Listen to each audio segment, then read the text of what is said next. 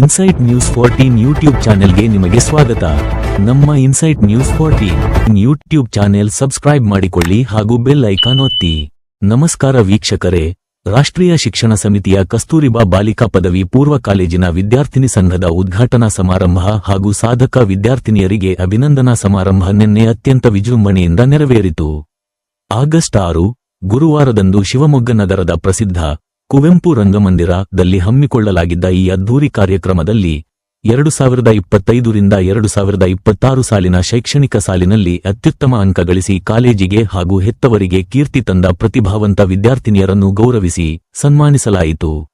ಮುಸ್ತಾಕ್ ಅಹಮದ್ ಅವರ ಪುತ್ರಿ ಬಿಬಿ ಖುತೇಜ 96% ಅತ್ಯುನ್ನತ ಅಂಕಗಳನ್ನು ಪಡೆಯುವ ಮೂಲಕ ಕಾಲೇಜಿಗೆ ಪ್ರಥಮ ದರ್ಜೆಯಲ್ಲಿ ಉತ್ತೀರ್ಣರಾಗಿ ಅಗ್ರಸ್ಥಾನ ಗಳಿಸಿದ್ದಾರೆ. ರಹಮತುಲ್ಲಾ ಅವರ ಪುತ್ರಿ ಉಮ್ಮೆ ಕುಲ್ಸುಮ್ 94% ಅಂಕ ಗಳಿಸಿ ಕಾಲೇಜಿಗೆ ದ್ವಿತೀಯ ದರ್ಜೆಯಲ್ಲಿ ಉತ್ತೀರ್ಣರಾಗಿದ್ದಾರೆ. ಜಾವೀದ್ ಬಾಷಾ ಅವರ ಪುತ್ರಿ ಶಿಫಾನಾ ಅತ್ಯುತ್ತಮ ಸಾಧನೆ ಮಾಡುವ ಮೂಲಕ ಕಾಲೇಜಿಗೆ ತೃತೀಯ ದರ್ಜೆಯನ್ನು ತಮ್ಮದಾಗಿಸಿಕೊಂಡಿದ್ದಾರೆ.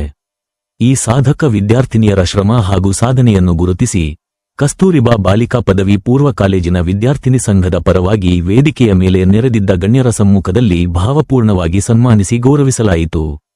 ಕಾಲೇಜಿನ ಆಡಳಿತ ಮಂಡಳಿ, ಬೋಧಕ ಹಾಗೂ ಬೋಧಕೇತರ ಸಿಬ್ಬಂದಿ ಮತ್ತು ಪೋಷಕರು ವಿದ್ಯಾರ್ಥಿನಿಯರ ಈ ಸಾಧನೆಗೆ ಶ್ಲಾಘನೆ ವ್ಯಕ್ತಪಡಿಸಿದ್ದಾರೆ.